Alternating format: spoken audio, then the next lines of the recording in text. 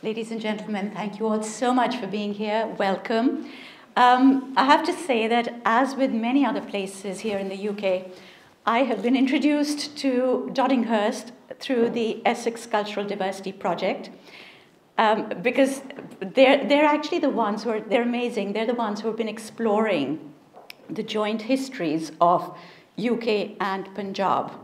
And I'm going to tell you in a minute why it is so important. But before I do, I just want to introduce you to the team from ECDP, as we call them over here, because at the end of it, you are going to want to talk to all of them. So there is Indy just wave from there. And there is Joe. Joe, do you want to just, and Miriam. And there's Dave somewhere. And there's Valerie. Valerie, wave. So now you know who these people are. Like I said, you're going to want to talk to them. You know, when you say something like, oh, they're exploring the joint histories between Britain and Punjab, it sounds pretty much like a regular kind of headline on almost any heritage pamphlet. But I want to explain to you why this is so important to us. I'm from Punjab as well. You know, when India got independence, which was in 1947, we're very fortunate. We always say that the Indian independence was bloodshed-free for the entire country, because when the British exited, there wasn't any bloodshed.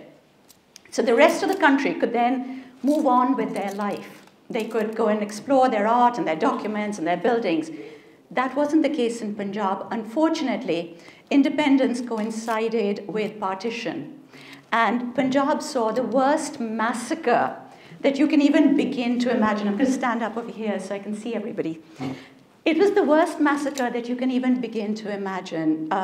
To give you a little short example, my mother at this point was 6 years old. Her younger brother was a couple of months old. My grandfather, who was a doctor with the army, had already gone off somewhere onto the front line. He was fighting. Their home was set on fire in the middle of the night, so they had to escape from an upper story window in the middle of the night. My mother and my grandmother climbed out. A neighbor helped by bringing the younger son tied to his waist with a piece of cloth. And that's how they got out. And then they walked from Lahore in Pakistan to Amritsar in Punjab. Now, when you leave in the middle of the night from a burning house, you take nothing with you, not even shoes. You know, you go.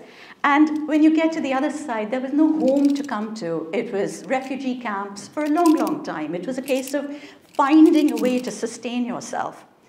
And so, as the rest of the country was being able to celebrate independence with their own cultural heritage, Punjab was fighting just to keep itself alive. You know, the people of Punjab were having to find money to feed themselves. There were lives lost, there were homes lost, there were properties lost, and none of these people ever got to go back. It was a time of such untold unhappiness and destruction. I cannot even begin to tell you. So later, much later, as the people of Punjab make their money, they set up their homes, they find a way to bring their families together, put food on the table, find a table to put food on. By then, the material evidence has been lost because it's all been burnt down. And the people who held the stories have died. So a lot of our history was lost to us. We don't have it. And so when you find things like this, when you find a long-lost grave, I get very emotional when I talk about it, but excuse me, when you find this, you can't even begin to imagine what it means to the people of Punjab to find that link to their history. So this is very, very special for us. Now, it made me think when we first got here, when I first realized that, you know, we were going to talk about Princess Helen Kapurthala, an Indian princess, half Indian, half British, buried right here in Essex. And I was like, why didn't I know about this before? I would have come over here and checked this out. But then I realized that actually I wouldn't have been able to check her out because actually when you Google Doddinghurst, there's very little information on Princess Helen. And I Googled a lot. I mean, I found out, ladies and gentlemen, that in the 12th century when this church was set up, there were 419 souls living in Doddinghurst in just under 1,900 acres of land. It belonged to the Earls of Oxford. I checked that out. In the 1300s, The 12th Earl of Essex and his son was beheaded by the Yorkists during the War of the Roses. I read about how the Lancastrians came back and the Oxfords took back their land, and I read about it all. I even read about the fact that one of the buildings, I was just talking to Bill about this, was turned into not so much a poorhouse, but a house for the poor, where they were being looked after. And I found this amazing article that even talked about what they call the elderly paupers who were housed over there right till the end. And I love the term, the elderly paupers. I just think it's such a cute term. I'm sorry, I know it's not a nice thing to say, but I just think it's a sweet term. Anyway, I discovered all of that, nothing about Princess Helen. And the only thing that we were able to find was that there is a grave of this young princess who died at the age of 23. And there was one article on her, and I'm not going to tell you what it says because I know Caroline's going to talk about it, and it's all very exciting. There was one little dark mention of some painter called Mariquita Mowbray who'd written a letter about the scandalous doings of Princess Helen. And I looked for that letter. I hunted high and low. Did I find it? No. So we do not know what scandals she got up to. And equally, there is very little about Maharaja Rundeer Singh, the father. It says that he sided with the British during the First War of Independence in 1857, and for this he was given lands and riches and titles, which were promptly then accessioned back to the throne from his grandson, who came in after him. He was 5 years old when he came to the throne, and so the British then accessioned all of that back. And it says the only personal detail that I could actually find, and you're going to tell me about this, is that this was his third wife, Henrietta Hodges, who he married, who was a girl from here. He marries her, and he married her in church, and it was a Christian wedding. And I think I read somewhere that he converted to Christianity, but I'm not sure if that was correct or not. So he did. No, sorry. He didn't, but there were members of the family. Okay. And I was actually wondering that because my second stepfather, now just follow this thread, it's a little bit long. My second stepfather's first wife was Belgian, and he converted to Catholicism when they got married. And I just wondered whether that the aristocracy had a habit of, or they made a tradition of doing that so that they could hold on to the land, and it wasn't accessioned. I don't know. Could have been. Not the accession laws, no. Okay, so it wasn't. Okay, maybe it was just choice. Anyway, like I said, there's so little that we know of our traditions, or at least I'm finding out more and more.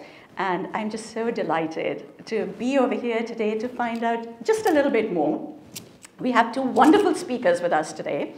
And I'm going to start with my very dear friend, the fabulous Peter Bance. And I just want to tell you why Peter Bance is as fabulous as I say he is, because he's one of my favorite people.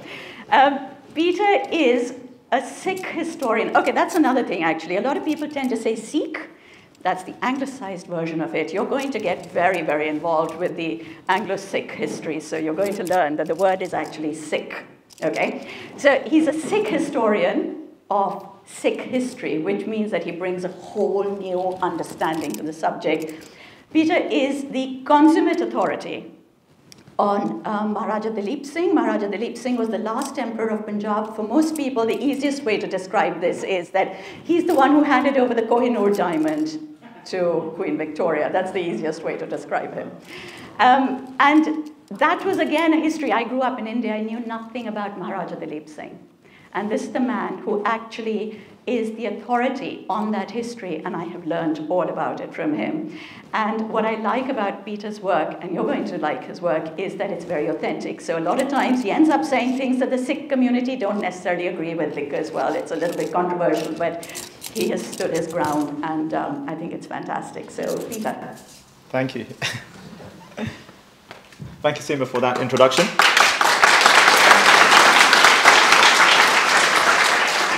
I think, Seema, you've put me on such a high pedestal, so it's going to be so hard to get. I'm on a pedestal as well. So. Before I begin my talk, just as Seema mentioned, I would like to thank the Essex Cultural Diversity Project, Indi Sandhu, Joe, Nan Caro, got that right this time, Valerie, for all your hard work in putting today's event together.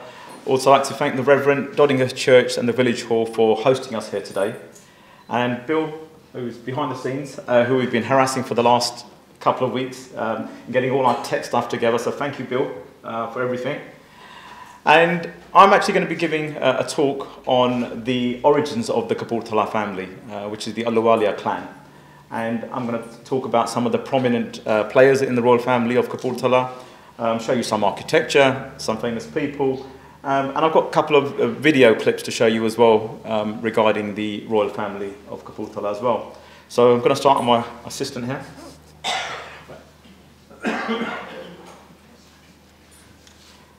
Okay, so I'm going to go back to the early 18th century because that's when the history of Kapurthala, that's when the Kapurthala state and the clan was founded.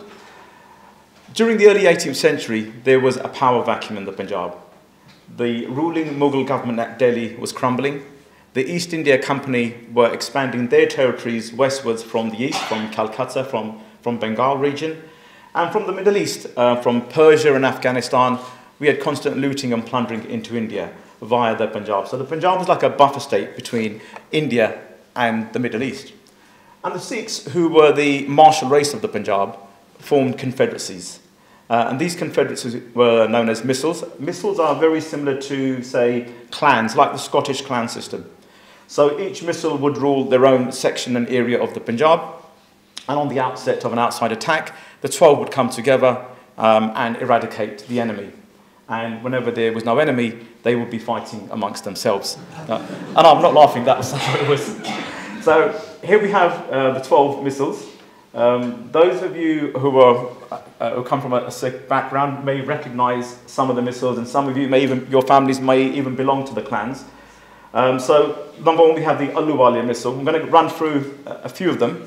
So the Ahluwalia missal is the clan which the Maharaja of Kapurthala belonged to. The Pungi missal, so I'm going to be talking about that a little later on. The Pungi missal, their area was around Amritsar and Lahore. It's actually said that the chieftain who founded the Pungi missal was actually addicted to a drug which is called bung in the Punjab. So because he was addicted, he was called Pungi, and that's where the name Pungi missal came from. The Ramgarhia missal, again, their territory was around the Amritsar area. For those of you who have visited the Golden Temple in Amritsar, you will notice there's two very tall minarets, two towers, which are called the Ramgarhia Bunge. And these were built by the chieftains of Ramgarhia as their watchtowers to look over the city in the middle of the 18th century. Faislapuria, their head was Nawab Kapur Singh, who played a prominent part in establishing the Kapurthala kingdom. So I'm going to talk about him a little later on. The Kanayas and Sukha Chakiyas, again, related because the Sukha Chakiyas were the ancestors of Maharaja Rundeer Singh, who was the king of the Punjab, who was the Maharaja of Punjab. His son, Dalip Singh, is buried in the church at Elvedon in Suffolk, famous for handing over the Kohinoor diamond. And Ranjit Singh's in-laws were the Kanaya family, so the Kanaya clan. Going down to number 8, just quickly running through the list, the Nihang missal, the Shaheed missal, again, a very prominent missal. Their leader, Baba Deep Singh, was martyred in Amritsar in 1757. And martyr means Shaheed in Punjabi, so the missal changed its name to Shaheed missal. Running down to number 11, Karora Singhia missal. Its leader was Baghel Singh, who was the first Sikh to capture Delhi and hoist the Sikh flag at the Red Fort. I'm going to mention him a little later on as well. And finally, the Fulkia missal, which is the royal family of Patiala. The current Maharaja, Captain Rundeer Singh, was the chief minister of the Punjab only a few months ago. And here we have Nawab Kapur Singh. Now, Nawab Kapur Singh was a veteran warrior. He had fought at the time of Guru Gobind Singh, who was the 10th Sikh Guru. He was well respected as a veteran soldier, a veteran warrior. All the other chieftains, all the other clans looked up upon him. And whenever there was the annual meeting at Amritsar on Diwali for all the clans to get together, the meetings would be headed by Nawab Kapur Singh. Now, in 1711, a young chap called Jassa Singh was born in the village of Allu, which is Ahlu, a small village south of Lahore. And just after a few years after his birth, his father passed away. And Jassa Singh was entrusted into the care of Mata Sundari. And Mata Sundari was the widow of the 10th Sikh Guru, Guru Gobind Singh. And she had lost 4 of her sons earlier on. 2 of them had been martyred in battle, and her 2 young infant sons had been bricked alive by the Mughal authorities for refusing to convert into Islam. So she took the young Jassa Singh as her own child. She lavished much affection on him. She overlooked his education, his religious education, and his academic education. Nawab Kapoor Singh noticed the qualities in this fine young child, and he asked Mata Sundari to entrust him with the care and take this young boy under his own wing. And he did so. He became Kapoor Singh's understudy, and he, in no time, became a young and very brave warrior and formed his own band of soldiers. In 1739, the king of Persia, Nadir Shah, attacked India. He entered Delhi, which he looted and he plundered, and he took many treasures from the capital city. And he gathered all these treasures and he put them on I think, 700 elephants and 4,000 camels. And the treasures were carried off with thousands of enslaved women, Indian women, which he was taking back to Persia. As he was leaving and he was going through Afghanistan, going through the Punjab, the Sikh chieftains attacked the rear of the booty, and they took back much of the treasures he was carrying away. And they managed to actually help the women escape, and then they freed them. Jassa Singh played a great part in this enterprise, and he managed to capture a lot of the treasures, which made up his wealth from the loot that Nadir Shah had captured, and he built his own fort. As we can see, most of Jassa Singh's images are when he was a veteran soldier. There's very few images of pictures of him as a young man. So I've only got this picture that actually comes from the Kapurthala Palace. It's a painting which was done in the 19th century. So as Jassa Singh's power grew and his name grew, he formed his own missile. And he called this missile the Ahluwalia missile. That was named after the village in which he was born, which was Allu, which was south of Lahore. And his own territories, which he began conquering, were around the Jalandhar area in northern India, in the Punjab. Perhaps Jassa Singh's most famous accomplishment is in 1783, together with 2 other chieftains, Baghel Singh and Jassa Singh Ramgarhia, he captured the capital city of Delhi, and they hoisted the Sikh flag at the Red Fort of Delhi. The Mughal authorities pleaded with the Sikh generals to go back to the Punjab and take back their armies with them. And Baghel Singh, who was one of the senior soldiers at the time, senior generals from a clan, said that we will only leave if the Mughal authorities allow us to build 6 monuments, or gurdwaras, which are Sikh temples, to the Sikh gurus who were associated with Delhi. So these were basically monuments where if any of the gurus were born, or they had died, or they had been martyred. And I've got some images of some of the temples which were built. These aren't the original structures because they've been redeveloped over the centuries. But the gurdwaras were associated with the Sikh prophets. So we've got Seesganj Sahib, Bangla Sahib, Mata Sundari, and Rakabganj gurdwaras. So Jassa Singh never had a son, and his wife wanted the chieftainship to go to her son-in-law. But Jassa Singh did not deem his own son-in-law fit enough to take over, and he nominated his nephew, Bagh Singh, the son of his brother.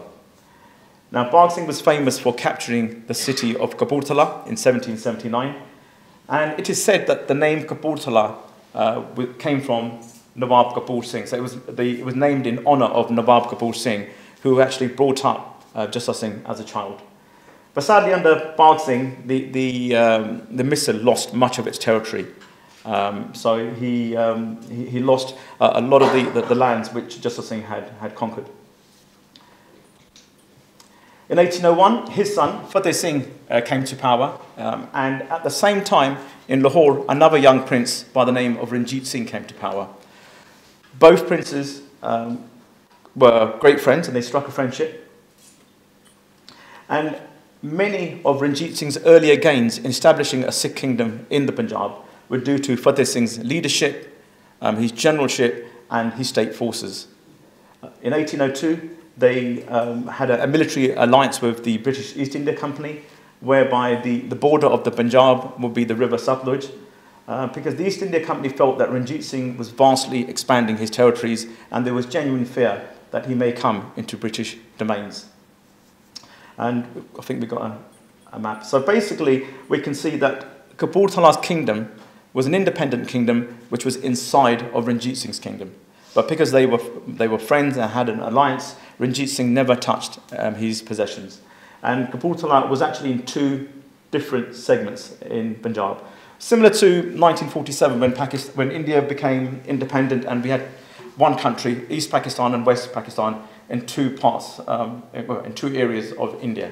So Kapurthala had two areas. He had the main hub, which was around the capital city, which is in green, and in blue, after the Jalandhar district, was Phagwara, which was also part of the Kapurthala kingdom. It's also interesting to note that during the 1845-46 Anglo-Sikh War between the Lahore Darbar, which is the kingdom of Ranjit Singh, and the East India Company, Kapurthala sided with the Lahore Darbar, and as a consequence, they lost a lot of lands to the British.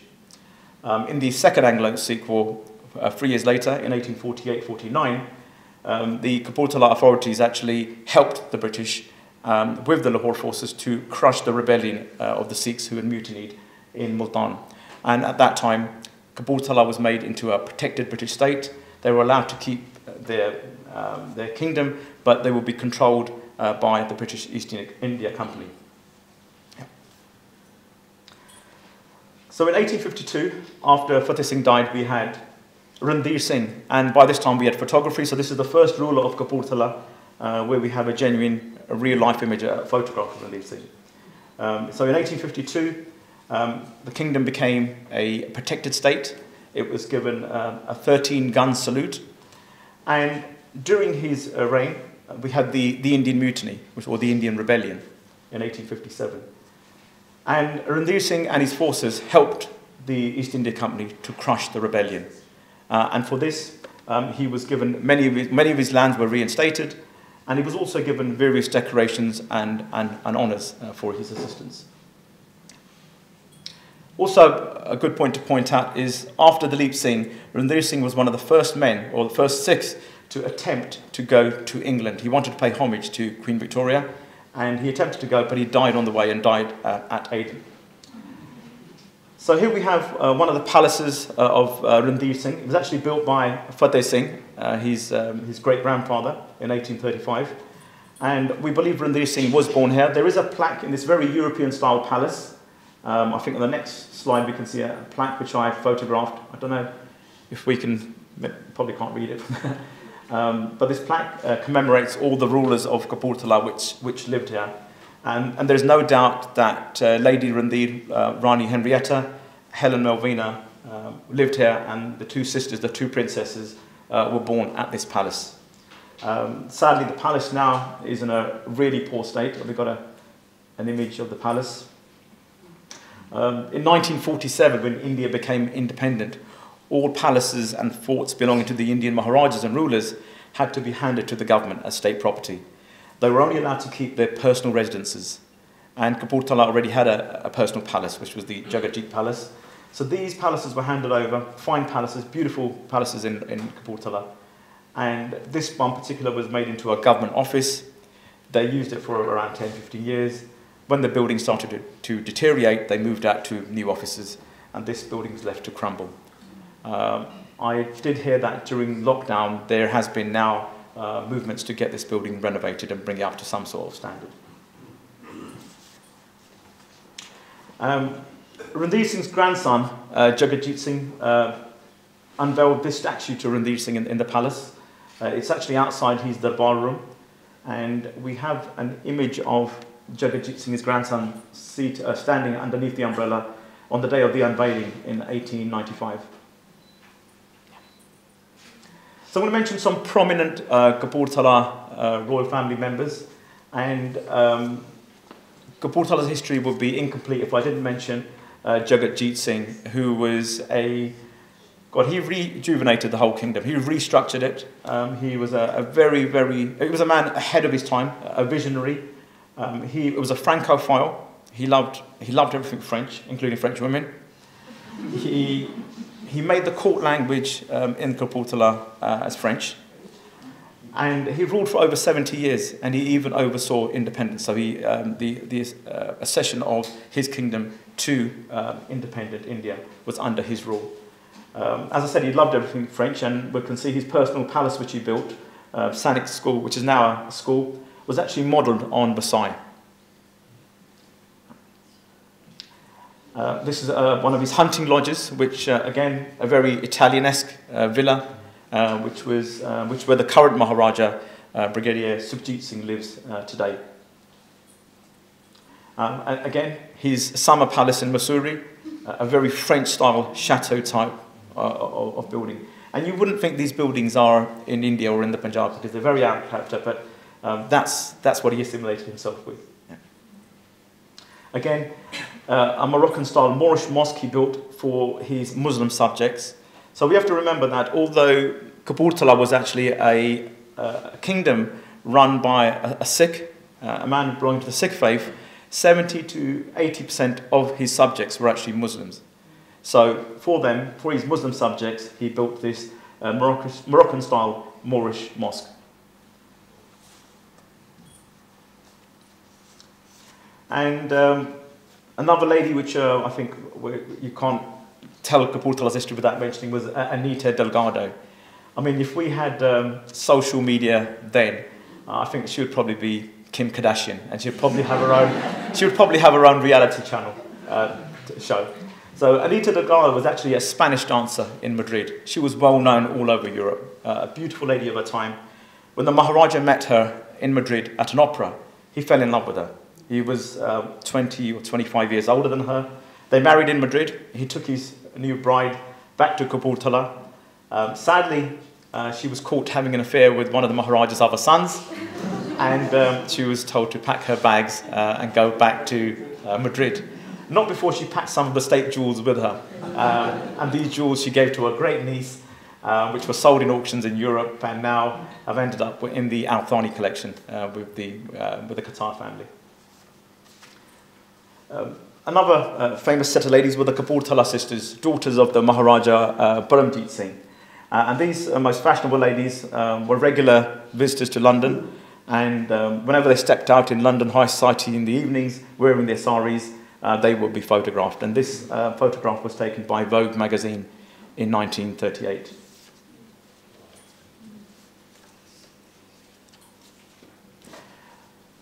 And from those three sisters, the elder one was Princess Indira Devi. Now, Indira was a very independent woman. She did not want to be a typical princess. She did not want to marry a prince or a Maharaja and end up being one of his many wives. She wanted more from life. She escaped from Kapurthala as a young girl. She came to London and she wanted to be an actress. She actually took employment with Alexander Korda, who was a very famous filmmaker in the 1930s. Sadly, her acting career did not take off, but she did manage to become one of the first South Asian women to work for the BBC as a radio broadcaster. And during the Second World War, she gave news in Hindustani to the Indian soldiers who were stationed in Britain in World War II. And she also drove the Red Cross ambulances during the Second World War as well. Another very fashionable lady was Princess Sita Devi. She was probably the Lady Diana of her day because she was photographed by every known photographer from Cecil Beaton to Man Ray. Her regular designer was, forgive my pronunciation, was Man Boy Sher, I think that's how you pronounce it, who was the chap who designed Wallace Simpson's wedding dress when she married the abdicated King Edward VIII. Vogue magazine called her the secular goddess.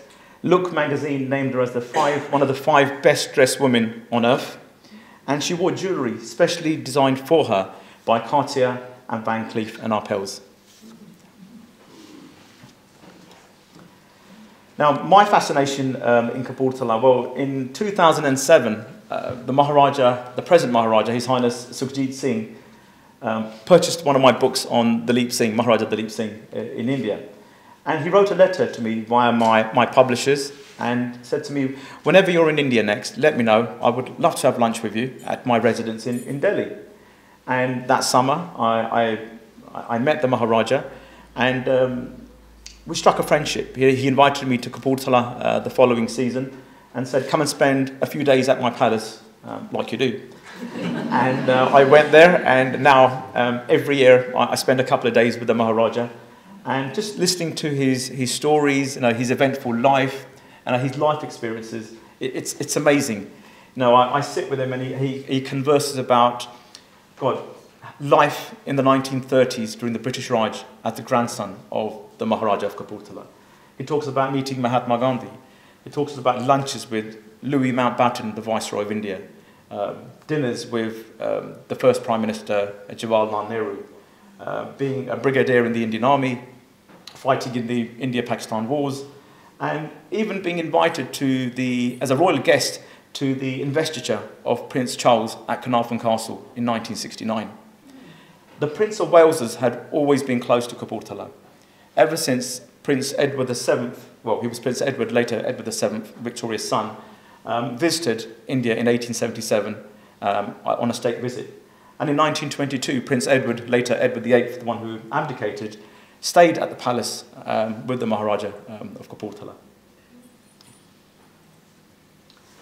If we go back to that clip, I'm going to ask Bill to show.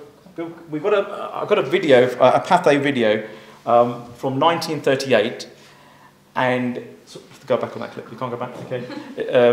From 1938, which shows the Diamond Jubilee of Maharaja Jagatjit Singh, who was the present Maharaja's grandfather. And when you watch the video, you'll see a 4-year-old child, and that's the present Maharaja.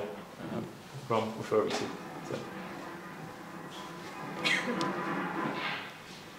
At the age of 5, the Maharaja Jagatjit Singh came to the throne of his northwest Indian province in the heart of the Punjab. For 60 years, he has ruled it wisely and well. Cooperating with the British government, he has modernized almost everything except its royal transport. He has built schools and colleges and hospitals. Today, the Maharaja, an unsuited and flowing turban, inspects his guard of honor as his people pay tribute to their ruler.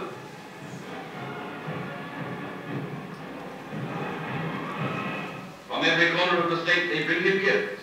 They make obeisance before the Maharaja and his 4-year-old grandson.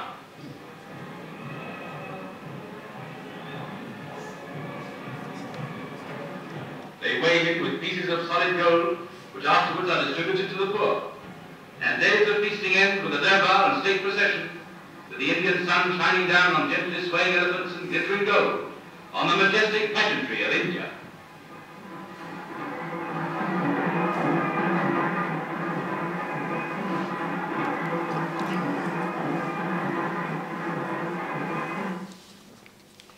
Thank you, Bill. I thought that would give you a sort of a feel of the times, how Kapurthala state was in the 1930s. And obviously from the stories that the Maharaja tells me, I'd like to share with you a little anecdote, which a little nice story which the Maharaja personally told me on one of the visits. And this particular story is from 1965, when the Maharaja was fighting in the India-Pakistan war. He was on the border, and he came face to face with an enemy soldier, a Pakistani soldier, and their rifles were locked at each other. But when the Maharaja looked up, he found out the person opposite him was actually his roommate when he was in cadet school. At that time, India and Pakistan had been one country, and obviously were part of the British Indian Army.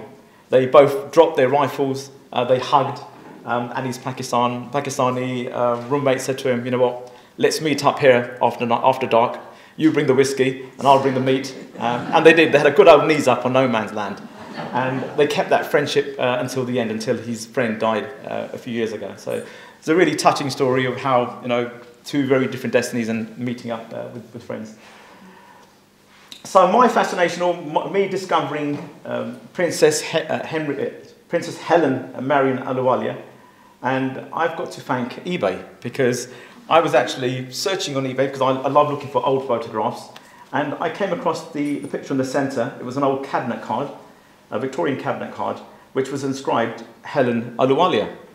And obviously I knew Ahluwalia was a Sikh name, and a quick Google search, and I found out that she was buried only a few miles from where I live.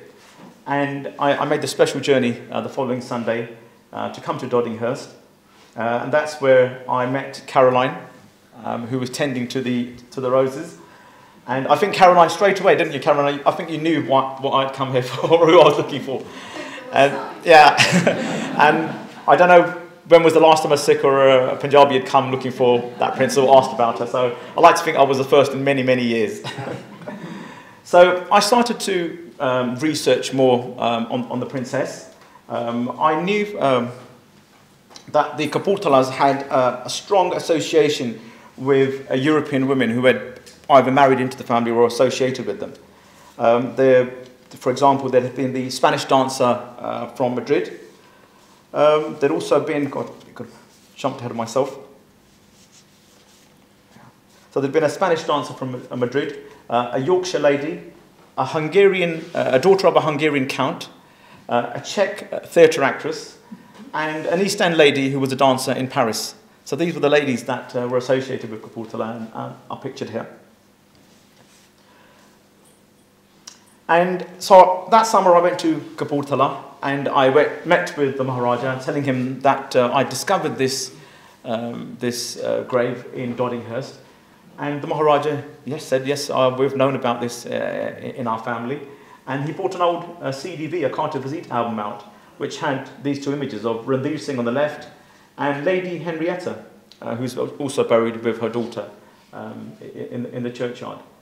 And only 2 days ago, because I asked him to find me some more artifacts, because there's not much on Lady Rundeer or Henrietta at Kapurthala. In the old library, they found a book which was inscribed to Lady Rundeer, and I got this picture yesterday, and I managed to get it copied and bring it over to Bill. And I said, we've got to put this on the slideshow. I'm not actually going to talk about and tell you anything about these two and their relationship, because I'm going to leave that for Caroline, because she's got a wonderful presentation which she's put together, and I would hate to spoil it.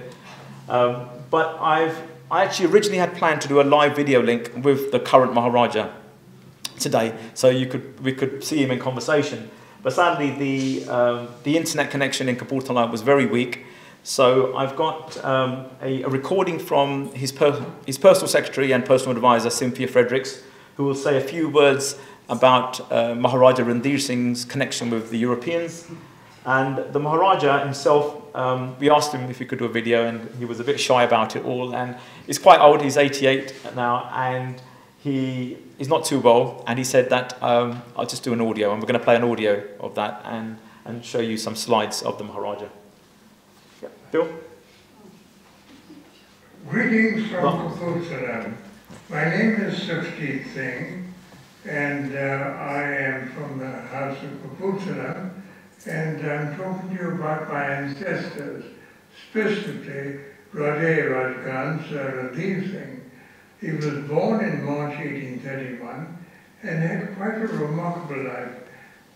Being the eldest son of his father, Rundeer Singh, he proved that he was not only a soldier prince, but was able to take the field with his troops and set a precedence of leadership from the front when it came to a critical situation. Then Rundeer Singh, who was renowned for saying that his loyalty was where he placed his sword. His sword was placed in front of the Guru Granth Sahib always. And he said that my first loyalty is to my Guru and to my faith, and next loyalty to my liege. And in this case, his liege was the British, Her Majesty, the Queen of Turkey, the British monarch at that time. So he said, whoever calls upon me, I am at their service, and I will not change irrespective of blandishments from anyone. Now he remained true to this ethos of his, because when called upon, he moved with his troops to Awadh, and in the actions that took place right through Lucknow onwards, and the relief of Lucknow after the Indian Mutiny, he was predominant with the Kapurthala state forces in restoring law and order and bringing back a certain form of administration in that area. For this, Her Majesty the Queen awarded him the title of the Premier Taluqdar in 1861.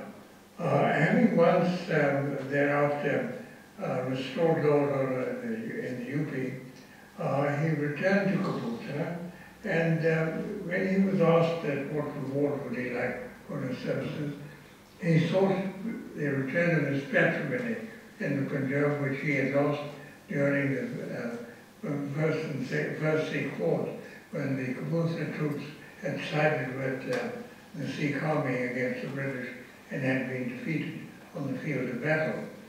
And all that territory south of the Satluj had been ceded to the British. Otherwise, Kapurthala in many ways was territorially larger than Patiala at that point of time. However, that having been said, and time having marched on, the situation was different. And the British naturally were not going to give anybody precedence over Patiala, who had been their ally for a very, very long time. So he undertook a sea voyage to Europe, hopefully to Britain, where he wanted to present himself before Her Majesty, thank her for all her generosity and kindness.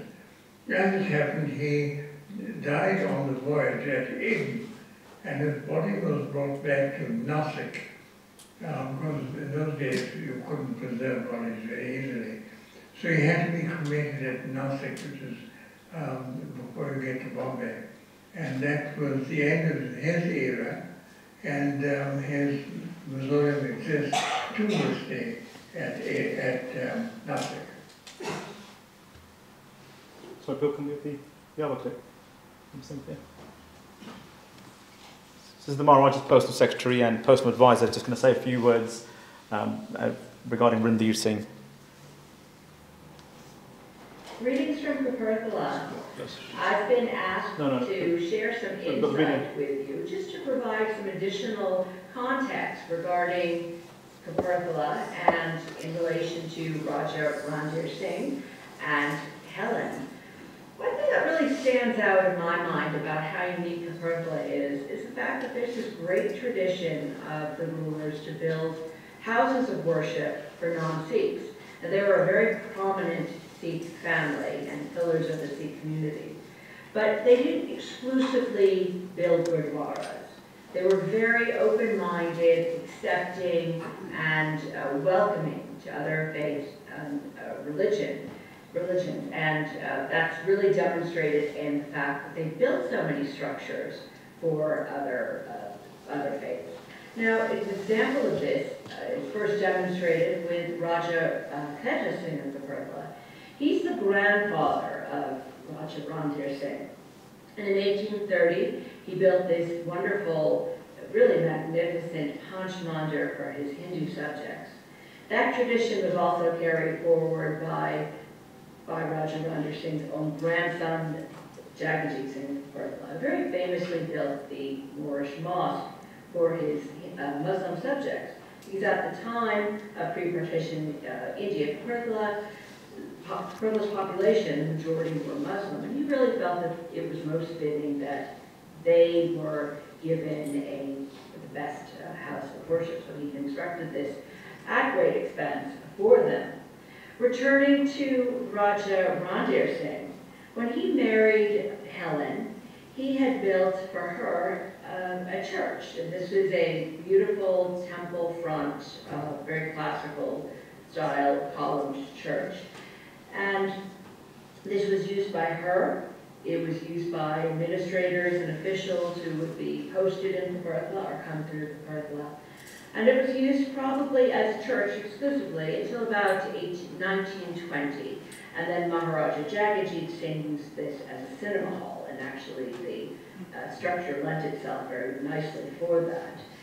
Today it's a private club, but very nicely it's an advantage that all three of these structures still remain extant and are standing when you visit them. And they really are a testament to this open-minded outlook from the rulers, and I think that's incredibly unusual to find, very unique. I also wanted to add the fact that when women were married into the family, it was not compulsory for them to convert to Sikhism. They were not mandated to do that. So Helen is a perfect example. She maintained her Christian faith and traditions, and as did others who might have been, for example, the Hindu wives, the Rajput wives who came from the Pahari Hills. They also maintained very unique, distinct cooking styles, the way their households were run. So I find that to be really an interesting aspect of Kapurthala and the domestic setup, and also the religious setup here too. So I wanted to just share that with you, and hope that might contribute to a little more appreciation and understanding of how things were under Rundeer Singh's time. Thank you. Right. So, come back to the last slide. So I'm going to be finishing off there with the history of Kapurthala, and we're going to be passing you over to Caroline to give us the enthralling talk on the princesses and Henrietta. And are we taking questions now? Or? Okay, so what we were going to do, let's take a couple of questions now. Okay, so I don't think we have, oh, it's because I haven't turned my mic on. Sorry, I beg your pardon. I was so absorbed.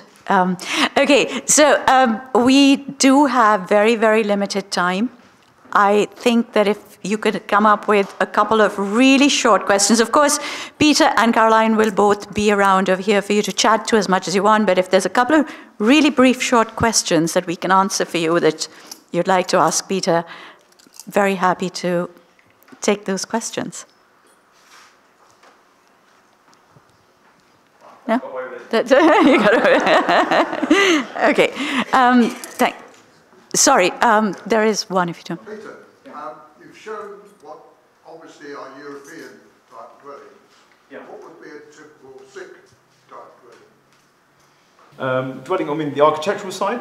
Is that what you're talking about? Or are you talking about what the architecture would be? You've shown what the Maharajas has got and the other monuments that have been left around. Yeah. We seem to have a lot of European influence. But what would be a typical Sikh building? Well, there would be more domes, etc., and minarets, as we see with the other Indian states. But with obviously Kapurthala, with Jagatjit Singh being a well-travelled man, he'd travelled the full globe, and he'd written around a dozen books of his travels from the Far East to Europe, to North and South America. So he used to bring a bit of that culture back. Yeah, so he mixed, and so if we see the influences, obviously there's Moroccan, there's Italian, there's French. So he brought this back to Kapurthala, and even today, when you travel through the city, you don't actually think you're in a Sikh or a Punjabi city, because the buildings are just from mostly from Europe. Yeah. That's actually a really interesting question, because I was just trying to think back into Punjab and the buildings that exist. I mean, even if you go into the old part of the town of Amritsar, the buildings are so Art Deco. You know, they're really interesting because they kind of go with the times, and there was a huge European influence on India. So very typically, like Peter said, that there's a lot more domes and minarets and carvings maybe for Indian dwellings, but not typically so for a very long time. Thank you very much. Hey, thank you so much, Peter.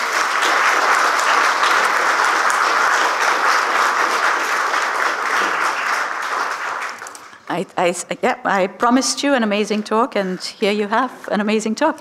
Our next amazing speaker is going to be Caroline Seville, who I know many of you know already. And as Caroline walks up to the podium, I just want to say that I'm really excited because Caroline actually knows, I think, more about Princess Helen through her research than anybody else, I think, maybe in the world today. So I'm really, really excited. And so Caroline, of course, has lived in Doddinghurst for a very long time. She used to head up the volunteer gardeners for the churchyard and look after the gravestones. But you started your work on the research in around 2009, and you got fascinated. And I actually can't wait to hear more about some of those very exciting moments. Okay, good afternoon, everyone. I'm delighted to be back here where I gave my last talk over 3 years ago. First of all, many thanks, Peter, for your fascinating presentation. And it was just amazing to hear the current Maharaja's voice and all he had to tell us, along with those video clips and the interviews. Wonderful. I was riveted, as I have had an interest in this story for many years. Some of what I'm going to say overlaps with what Peter has explained already, because we did prepare independently. Please forgive me for that, though I reckon hearing detailed information twice can help us to absorb it. Certainly as an oldie, when I first hear new facts, they tend to go in one ear and out the other. India is such a magical land and close to my heart, as several of my 19th century ancestors were born, married or buried there.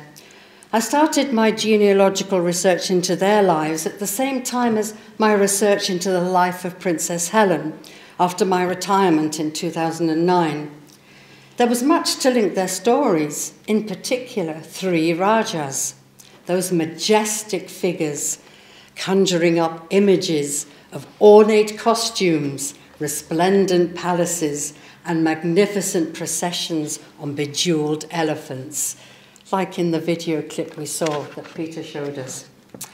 As we've heard, the Raja of Kapurthala from 1852 to 1870, Prince Rundeer Singh, Princess Helen's father, was a powerful and enlightened leader who courageously headed his troops during the Indian Mutiny of 1857 to 1858, assisting the British against the rebel soldiers. My great-great-great-grandfather, one Colonel Tudor Levy, was doing exactly the same thing in the south of the Punjab and was mentioned in dispatches for conducting his duties in an able and zealous manner. I wonder if they came across each other at any point during that terrible conflict. The Raja certainly kept the company of Europeans, and he was a convert to Christianity. Here's an excerpt from a report made in 1860, a year after his wedding to Princess Helen's mother, Henrietta Melvina. This report was sent from India and published in several English regional newspapers, as you can see from there. I'll read an excerpt from it. The marriage ceremony was performed at Kapurthala according to the usual Presbyterian form. Throughout, the Raja was treated as a man intellectually persuaded of the truth of Christianity, openly professing his faith in it. He eats publicly with Europeans and has a public table every evening to which the missionary has a standing invitation. As the Maharaja explained, Helen's father was a great ally of the British and was, in fact, as we know, on his way to England to be presented to Queen Victoria when he died in 1870, just after his 38th birthday. According to a report recorded in the Times of India in September 1870, and I'm quoting from that, His Highness, the Raja of Kapurthala, embarked on the P&O Steamship Company's vessel, the Baroda, in Bombay on the 26th of March, 1870. At the time of his departure, he was in a very weak and declining state of health, and instead of improving under the effects of sea air, as it was thought he would, he gradually grew weaker until on April the 2nd, when the Baroda was near Aden, he was put on board the Golconda, which was bound for Bombay, in a dying state, apparently from debility and exhaustion brought on by a liver complaint. Since then, the Telegraph has reported the death of His Highness on the same day he was put on board the Golconda. Other newspaper reports give the cause of death as diagnosed by a physician as Bright's disease, a disease of the kidneys. 6 years previously, in 1864, the year Princess Helen was born, he had been invested as Knight Commander in the Order of the Star of India, the first Punjab prince to receive this great honour from the Empress of India. Here we have the same image as featured in Peter's PowerPoint. And Bill has highlighted the Star of India as sported on his belt. 2 other Rajas awarded the prestigious Star of India by Queen Victoria, with the Maharaja of Travancore in the southwest of India and the Maharaja of Vizianagaram on the east coast, the first in 1866 and the second in the 1890s. My great-grandmother used to talk at length to me about these 2 colourful characters. She told me her father knew the first well and her husband the second. At that time, as a teenager, I treated these revelations with a pinch of salt, because a great gulf would have divided these Hindu kings from British Indian Army officers of the Raj. However, long after my great-grandmother died, with the help of the internet and family documents, I found out she had been telling the truth. Firstly, the Maharaja of Travancore, King... Now, I'm going to need some help with this pronunciation. Just go with the last name, King Varma. Okay, Varma, Maharaja Varma. Okay. Will you say those? You pronounce it for me then. Oh, lovely. That was lovely. Okay, he appointed my great-grandmother's father, Dr. Hamilton Ross, a major in the Indian Army, as his Durbar physician in 1868. Like the Raja of Kapurthala, this Maharaja was a forward-looking leader. According to Wikipedia, the accession of Varma ushered in a new era in Travancore. The Maharaja implemented many reforms in Travancore, which were all agreeably beneficial for his state. A great deal of development in education, medicine, vaccination, and public health was made. So yes, my great-great-grandfather, Dr. Ross, would have known him well, both personally and professionally. The story has a less than positive ending, however, as I learned from perusing family letters that Dr. Ross, my great-great-grandfather, became too drunk to come out of his tent at a big reception for the Prince of Wales when he visited Travancore in 1877. Sorry, and was consequently cashiered. There you go. Secondly, the second Maharaja, the Maharaja of Vizianagaram, another Gajapati. Gajapati?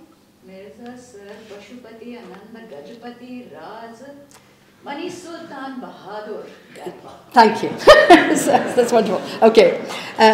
He was another great leader in the mould of the Raja of Kapurthala, and he was described in Wikipedia as the most accomplished and humane of all the princes of Vizianagaram.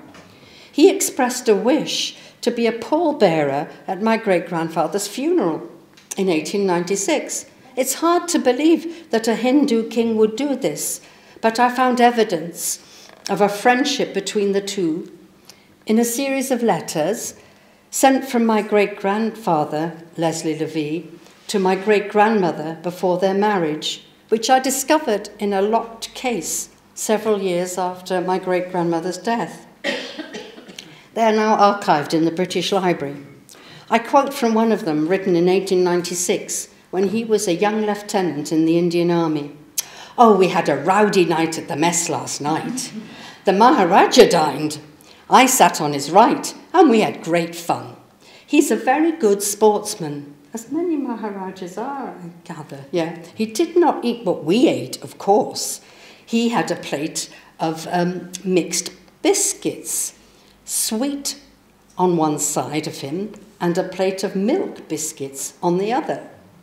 And Leslie Levy goes on at length to describe their lively conversation. Sadly, my great-grandfather died the following year, only 6 months after his wedding, aged just 28, 3 months before my grandmother was born. The news of his death was sent home in a letter, from which I learnt. The Maharaja of Vizianagram sent an autographed letter of sympathy to the commandant of the regiment, expressing a wish to be allowed to attend the funeral. This is only the second European funeral he ever attended, as so doing is against his caste. He even expressed a wish to be allowed to help to carry the coffin. In 2009, I spent some of my pension lump sum on a trip to India. We visited Travancore and Vizianagram and many other places in the south connected to my ancestors' lives. We saw old church registers, gravestones, and what had been royal palaces and forts. And here are some of the photos I took near the grave, which they were restoring for me, of my great-grandfather, as I promised my great-grandmother I would go and visit the grave of her husband. So I did. Unfortunately, there was no visit to Kapurthala as it was too far north, and I very much regret that now. Well, that's enough of my ancestors in India, but you can see the links with the princess's story and why I was so motivated to find out more about her and her family at the same time as I was doing my own genealogical research. So, what did the church here know in 2000 about Princess Helen and her mother, the Rani, Henrietta Malvina, both buried here in the churchyard? I was always aware that the modest gravestone commemorated an Indian princess and had come across 2 references to the story when I was doing more general research into the church's history. The earliest was from 1991 in a leaflet written by the rector at that time, Reverend John Howden. He wrote, "The grave is dedicated to an Indian princess who, it is said, married an Englishman, came to this country and died of a broken heart and lack of son." Yeah. 9 years later, in his wonderful book, and some are for sale in the village hall after I've been asked to tell you that, Doddinghurst, A Place in the Country, Peter Curtin wrote, "Possibly she was married to a diplomat and brought to this village where she died aged 23. Well, he got the age of her death right, but that was easily gleaned from the headstone. Apart from that detail, their suggestions turned out to be somewhat off the mark. I was determined to find out more and started by referring to the entries in the burial book archived in the Essex Record Office. Enlightening comments were added by the then rector, Reverend Francis Stewart. We had Princess of Kapurthala with strange spelling, and late Rani of Kapurthala written by the entries into the burial book. These were big clues. So then I Googled Kapurthala, get that right, Kapurthala, and pages of information about the dynasty came up. I trawled through it and the Find My Past website and discovered that Princess Helen did not marry anyone, let alone a diplomat, and that she did not die of a broken heart or lack of son. Much of what I learnt at that stage is summarised in this family tree that I constructed in 2012, and in an interview I gave to BBC Essex a few years later, for which I selected the princess's story as the unique selling point for All Saints Church. So in the family tree that I constructed, I apologise for this misspelling of Kapurthala, but there were so many different spellings I found in my research. And Bill will now play the interview that I gave to BBC Essex. as it says here, Caroline was asked for 3 unique selling points of the church. She chose the porch, she also chose priest house, and then the third. Then if I press this button, I hope you'll get it. The third unique selling point is not far from the little priest house, the medieval building. It's the grave of an Indian princess. An Indian princess? Is it here? It's here. And what does it say on it, Carol? Helen Ahluwalia of Kapatala, who died the 15th of October 1887, aged 23. And to the south side, it says, and also her mother, Henrietta Malvina, who followed, the 9th of April 1893. This is a hugely interesting story, but we need to go back to Princess Helen's grandfather.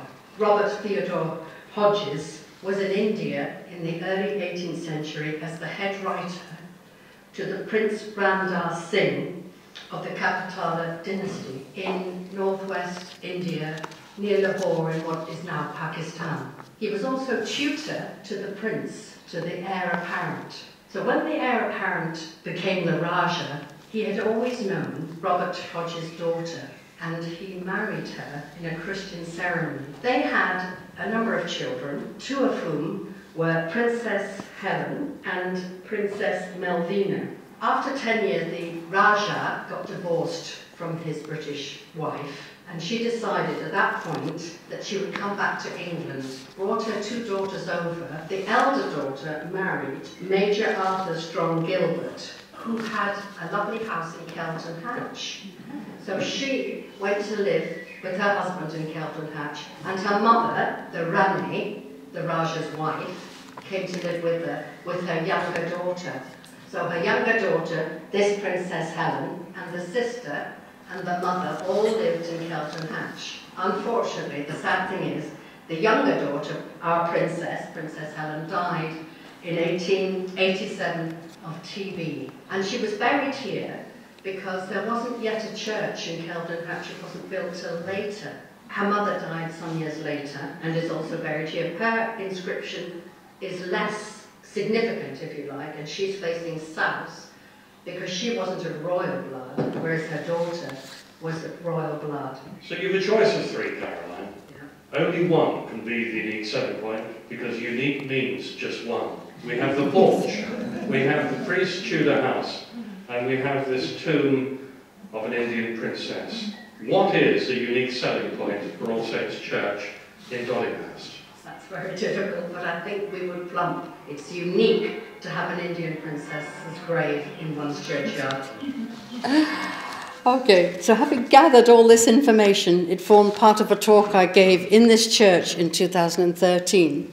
After that, I regularly told the story when I gave guided tours around the churchyard or in lectures to visiting groups, and even wrote about it in an article for Chowkidda, a publication of BAXA, the British Association for Cemeteries in South Asia, a group that had provided me with contacts in India for my genealogical journey. The story has been on the church's website for 10 years. Since then, I've found out that there were some inaccuracies in the story as I told it before 2018. And indeed, I found out a lot more about this scion of the Ahluwalia family that came to England. The human stories of the 3 main characters, the princess, her mother, and her sister, are all dramatic and of huge interest. And all of them have left me wondering and imagining and asking many questions. Let's start with Princess Helen's mother, born Henrietta Malvina Hodges in 1841, to Robert Hodges and his wife Catherine, the daughter of a high-ranking Indian official from Delhi. On the certificate of baptism, Robert Hodges describes his job as head writer and political agents officer. We know he was in the service of Raja Rundeer Singh's father, Raja Nihal Singh. So Henrietta may well have been brought up in the compound of the magnificent Camara Palace. How do you pronounce that? Camera, thank you. Camera Palace. She was 11 then, and she was 11 when the Raja died. That Raja died in 1852, and Prince Rundeer Singh became Raja at the age of 21. By that time, he already had 2 young sons and a daughter by his first 2 wives, who had both died. Henrietta was 16 at the time of the Indian Mutiny in 1857. It must have been a very stressful time for her and her family, as many British families were victims of that dreadful conflict. How frightened they must have been. Many of their British friends may well have been killed. Fortunately for the Hodges family, as we already know, Prince Rundeer Singh fought on the side of the British, so they would have been protected from the rebels. When the war was over, Henrietta must have caught his eye, as they married in 1859, and she was only 18. I wonder if the people of Kapurthala state were disappointed that the marriage ceremony was a modest Presbyterian affair and not a more lavish and colourful Sikh one. Have any of you read or seen the Far Pavilions? Hands up if you've seen the Far Pavilions on television. Oh, quite a few. Yeah, quite a few. And the wedding there between the Hindu princess and a Rana lasted 3 full days, full of ritual and ceremony. And I believe that Sikh weddings were similar. Is that right? Full of colour and yeah, much more exciting than a Christian ceremony. Yeah. So the couple had 3 daughters.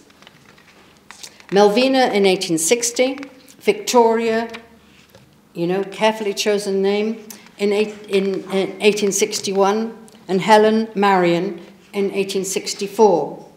Sadly, Victoria died at the age of 2, as many young children did in India in those days. As they grew up, the princesses Melvina and Helen would have enjoyed the company of the Raja's older children from his earlier marriages. His sons Karak, the future Raja, and Harnam amongst them. All the Raja's children had an English tutor, Mr. Woodside. I quote from the same newspaper report of 1860. The Raja's 3 children of his late wife, 2 boys and a girl, the sons aged respectively 11 and 9, have been made over entirely to Mr. Woodside to be educated as he may think best. They at once started the study of English with much promise.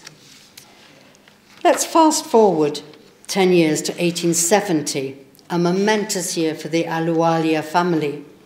In January of 1870, the Rani Henrietta sued for divorce from the Raja. We don't know why, but it may have had something to do with his re-embracing Sikhism in response to the will of his people. We know that happened because after his death in April 1870, he was cremated in a Sikh ceremony, as the Maharaja told us, on the banks of the river Godavari, is that the right? Godavari, where a monument was erected in his memory and is still there. Henrietta was only 28. How did she feel on hearing the news of her former husband's death? How did her 2 daughters feel on losing their father at the tender ages of 10 and 6? In September 1870, the Rani Henrietta Melvina came to England with her daughters, Melvina and Helen, as reported in the press, so they could be educated here. All of this information comes from newspapers of that time, which are full, or were full of news from India.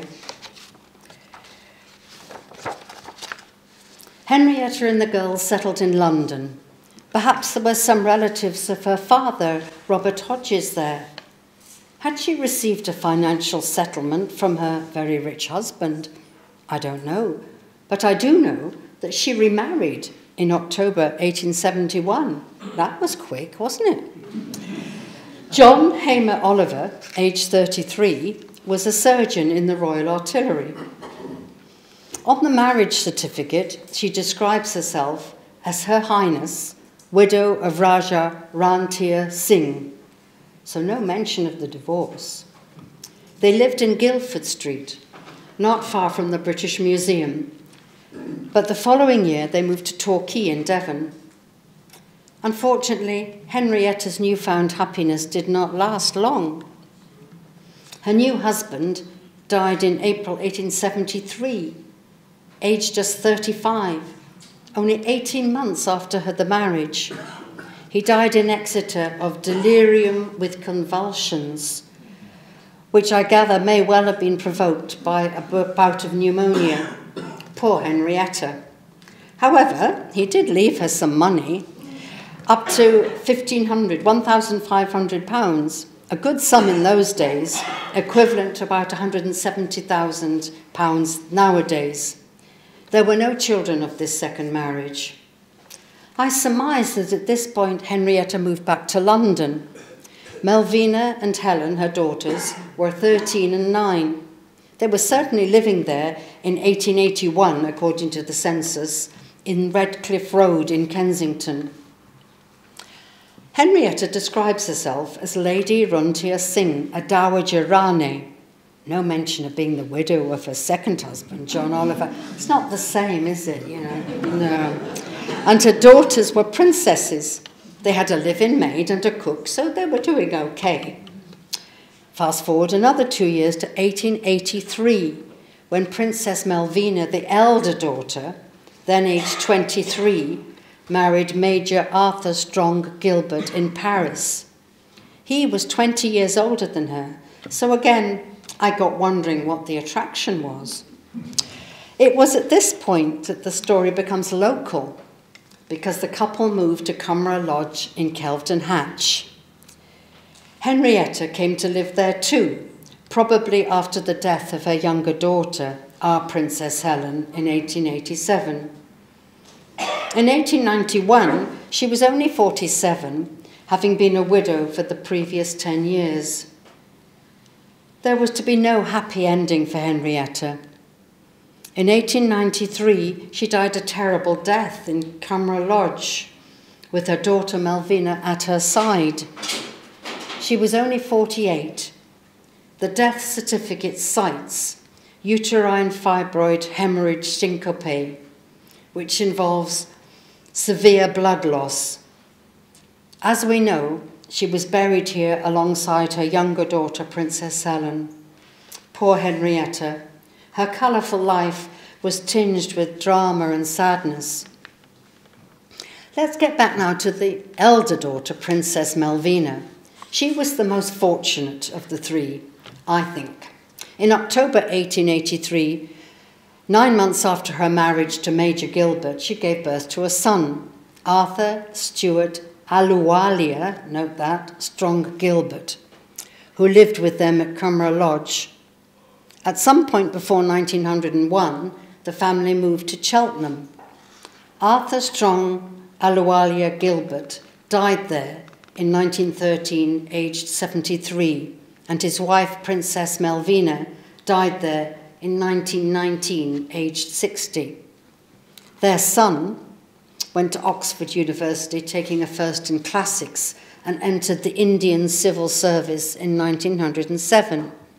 He served in Burma and returned to fight in the First World War, was appointed a district and sessions judge, a prestigious role back in Burma. He finally retired in 1927 and he settled in France with his French wife, Moon.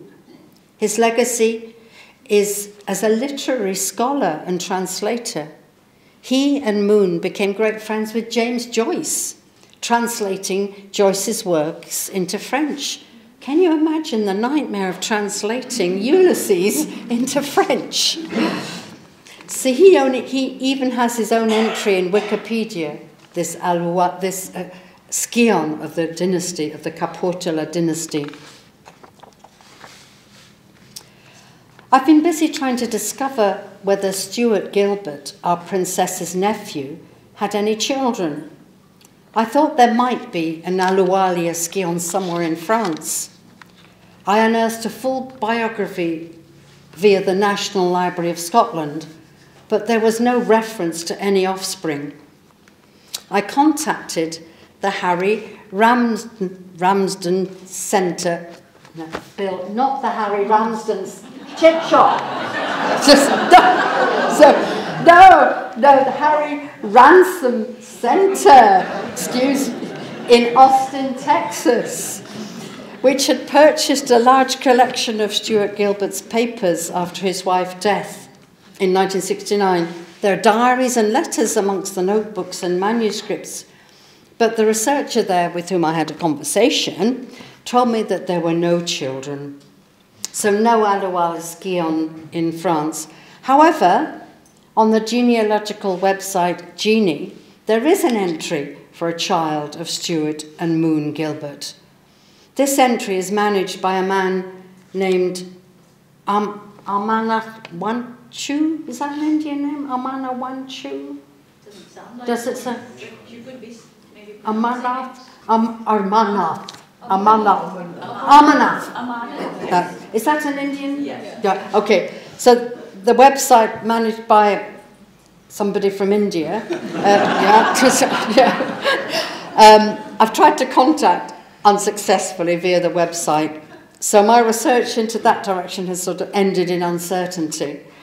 Okay, so there could be an Ahluwalia scion in France somewhere, you know. So back to my wonderings and imaginings and questions. Did this branch of the royal Ahluwalia family maintain any contact with their relatives in the Punjab? What about the half-brothers, Karak and Hanam? Karak became the Raja after his father's death in 1870. He was 20 years old. He may have visited England himself. Newspaper reports mention a proposed visit to England as early as August 1870. And the newspaper The Friend of India reports in 1876.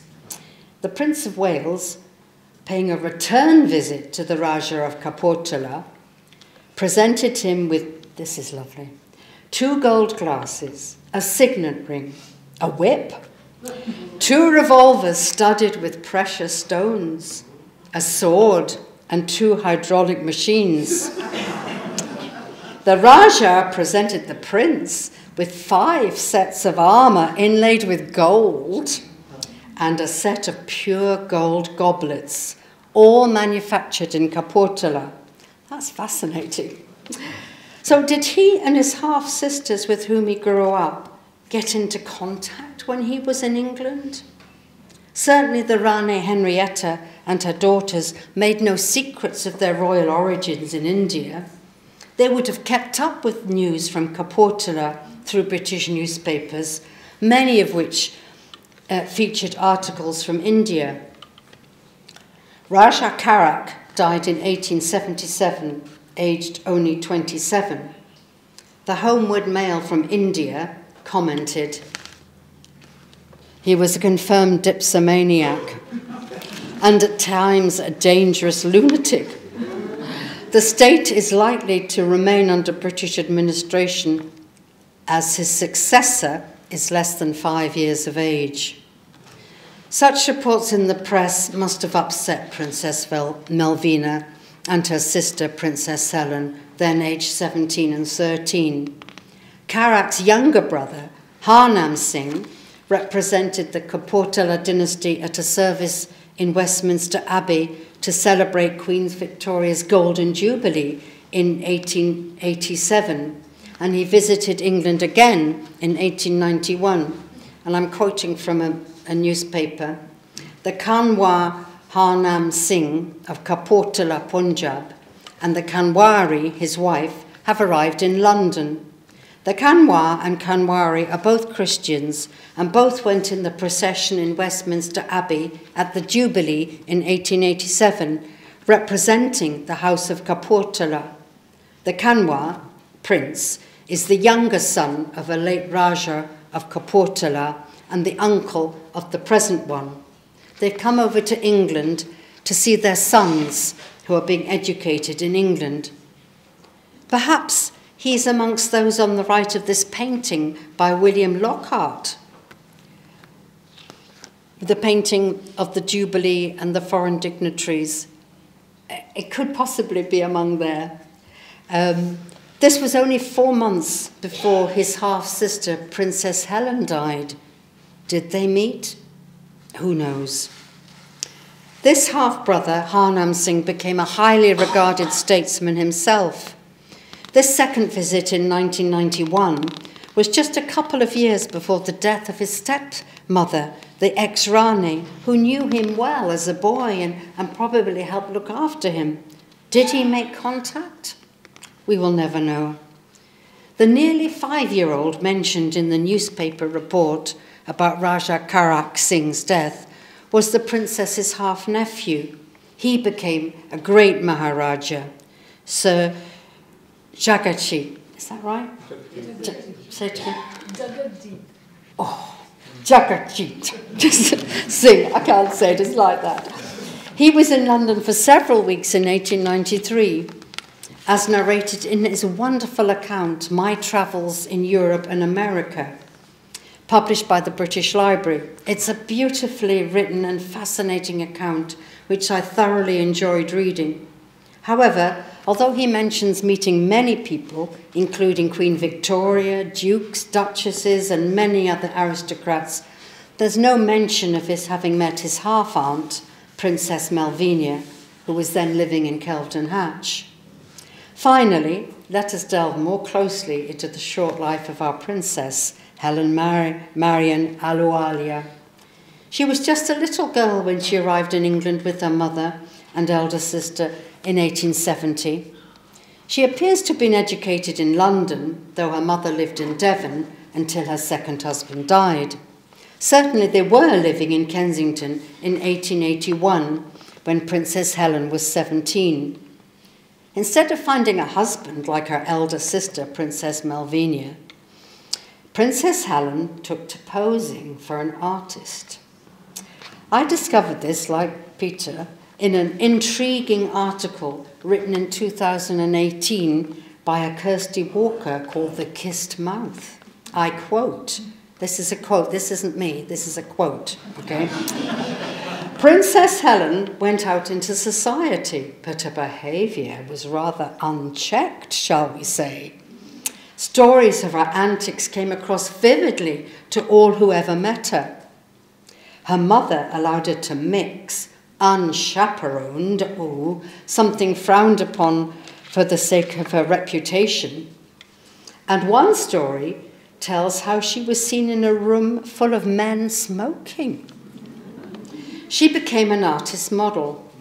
Edwin Longston Long is not exactly a household name these days, but back in the second half of this 19th century, he was a superstar. I think part of his fall from grace was due to the fact that an awful lot of his work is biblical, or of now obscure Victorian dignitaries. Long painted the wonderful portrait of Princess Helen, so familiar to you now, which is in the Sheffield City Art Gallery. She featured in many of Long's paintings, for example, as Mary with Joseph and the baby Jesus in the 5-metre-long canvas called Anno Domini. She's also been identified as the model in 1885 for Jephthah's daughter in a series of dramatic paintings, Jephthah's Vow, The Return, In the Wilderness, and The Martyr. This is the story from the book of Judges in the Old Testament. In order to ensure that the Israelites have God's support in winning the war against the Ammonites, Jephthah takes a vow. Whatever comes out of the door of my house to meet me on my return from the Ammonites shall be the Lord's and shall be offered by me as a burnt offering. The victorious Jephthah is met on his return by his only child, a daughter. Jephthah tears his clothes and cries, "Alas, my daughter," but is bound by his vow. "I have opened my mouth to the Lord, and I cannot take back my vow." The girl asks for 2 months' grace, that I may go up and down to the mountains and weep. And so Jephthah did with her according to his vow that he had made. Quoting again from Kirsty Walker's entertaining article, The Kissed Mouth, she writes, "So, that is Princess Helen, suffering from a terminal wardrobe malfunction, as the poor sacrificed daughter of Jephthah. I was slightly surprised," this is Kirsty Walker, not me, "I was slightly surprised at the combination of the prestigious model and the unnecessary boobness. But thinking about it, why not? It's a bit like Princess Helen's slightly scandalous behaviour. At the end of the day, as long as it stays on the risque rather than the out-and-out appalling, by their standards, end of the scale, she's still got a fabulous title and is dashed pretty too." The newspapers like to report her activities, no matter how small, including a trip to a private view at the Royal Academy in 1884, well known to the art-loving public as Mr. Long's Judith. The snide newspaper account continued, "I need hardly add that Mr. Long has considerably idealised the subject of his canvas. The princess is actually somewhat short-sighted and had to use eyeglasses to view the presentment of herself. Her various charity activities were listed, including repeat performances as a fortune teller, consciously or not playing on her exoticism among her peers." Kirsty Walker also mentions Princess Helen as being the model for Judith, another biblical character, who as a beautiful widow is able to enter the tent of Holofernes because of his desire for her. Holofernes was an Assyrian general who was about to destroy Judith's home city.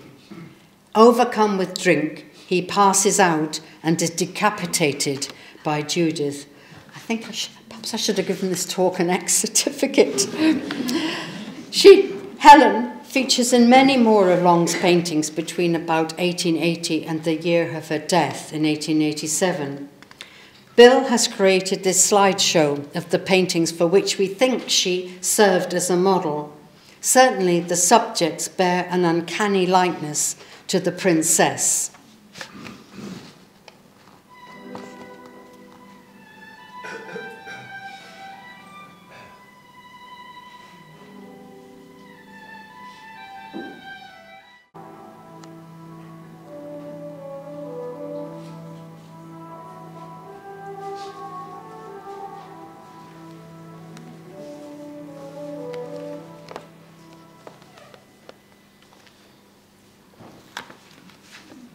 How very sad that Princess Helen died in 1887. She died of tuberculosis in Brighton, where she may have been staying for the sea air. On the death certificate, her occupation is given as daughter of Raja Rundeer Singh Ahluwalia, deceased. There's no mention of her being an artist's model.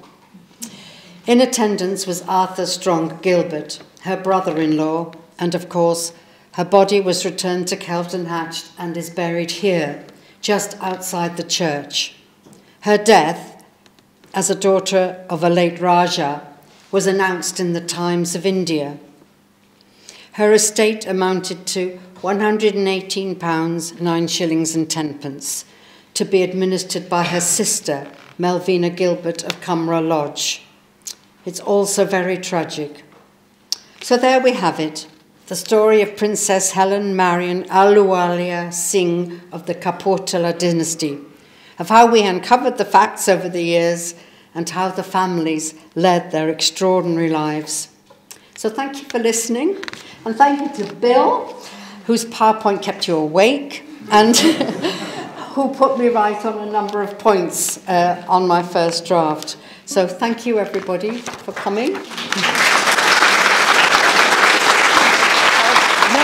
I mean, I just sometimes wonder, you know, about people who have the tenacity to research, because it's not easy.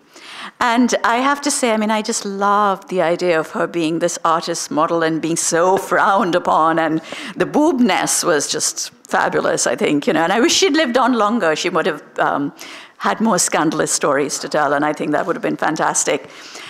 I think also, I just wanted to say that, you know, we were listening to Peter's talk about all the Indian princesses who were just so feisty and out there. And then, of course, Caroline's discussion on the Indian princesses. And I was just thinking, yeah, you know, princesses back then, till somebody changed their narrative, were all very feisty and a lot of fun.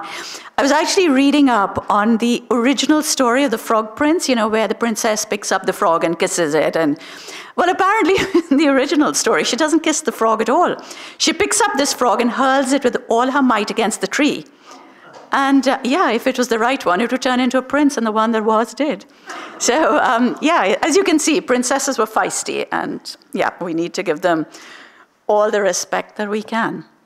They were not waiting to be rescued, they were rescuers. I just want to say that thank you so much to all of you for coming over here. Just a couple of thank yous, which actually, let me do that right at the end. Right behind the grave is the toilets. I think that's what Reverend Anne said, that the toilets are just there, if anybody needs them. And of course, across the road in the village hall, we have more toilets. One of the doors doesn't shut, so I just want to point that out. So take a friend with you. And there's refreshments over there. I want to say that thank you all. And I hope that you really enjoyed this, because I want to say that we're all going to be coming back quite a bit to do some more research and talks and make a documentary, hopefully, on Princess Helen, even. I beg your pardon. I was thinking, actually, the reason the confusion is, I was thinking of Stuart Gilbert translating James Joyce. I'm a student of literature. I couldn't even understand Ulysses in English. Imagine that being translated into French. I mean, it's a nightmarish thought, and I wouldn't want to be the one reading it. Also, we have, of course, Bill Parkinson, and we have Reverend Anne, who are ready to take you down to the gravestone and talk a little bit about it. But also the church itself, which has some really interesting features. So please do feel free to talk to them and ask them for information, because it is fascinating. You know, I mean, that lovely organ, for instance, was installed here in the Victorian times. It didn't come with the church. And apparently there was a false ceiling over here for absolutely ever. And that was removed in Victorian times as well, which Bill is going to tell you about. I mean, and what a fabulous ceiling that is to look up at. So do get a real heart full of the place today, because there's a lot to learn. And in our thank yous, okay, I've just done something here. I want to start by saying a huge thank you to both Peter Bance and Caroline Seville for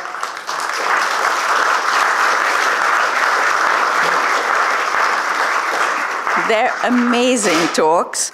So we have over here Lucy Gill from Brentford Borough Council, because the work over here that we've done has been funded through the community fund grant. So I want to say thank you to Lucy Gill. I don't know if she's here or not, but thank you, Lucy. Thank you.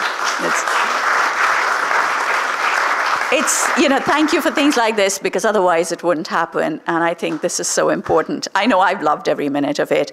I want to say thank you to the Doddinghurst Church, which, again, like I said, Reverend Anne and Bill Parkinson, thank you.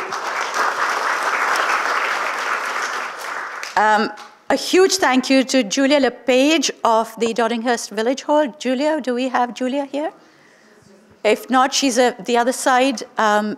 Find Julia and say thank you to her personally, because we're going to go and eat over there, so that's good stuff. And Doddinghurst Parish Council, thank you, Debbie Dicker. Debbie? Oh, she's gone across as well. Okay.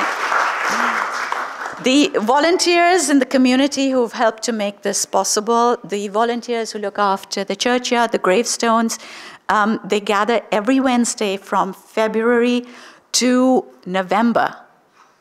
never mind the weather, and they look after the place. So I think that's just absolutely amazing, because when it gets even slightly cold, this Indian comes inside. You know, and I was actually going to say that, you know, it's funny about how princesses modeling for people, just, I don't know why, there just seems to be something that doesn't go down very well. My aunt, who's also the daughter of one of the very famous Maharajas of India, about 40 odd years ago, just before she got married, she modeled for a cigarette ad, and there was furore. I mean, there was complete uproar in India. They had to take the ad down, that, you know, how could a princess be on a swing, smoking a cigarette? So just as we came in and we were trying to do a little a conversation on camera, and I had a glass, had a Starbucks cup in my hand, and Peter was like, oh, are we modeling for Starbucks now? And, you know, so we put it down, didn't we? And of course, my biggest thank you today has to go to the Essex Cultural Diversity Project, because they have been absolutely tireless in their work in trying to get funding and organize these things and dig out the right people to talk about them. So just a huge thank you to everybody, and thank you all so much for coming, and have a wonderful rest of the evening.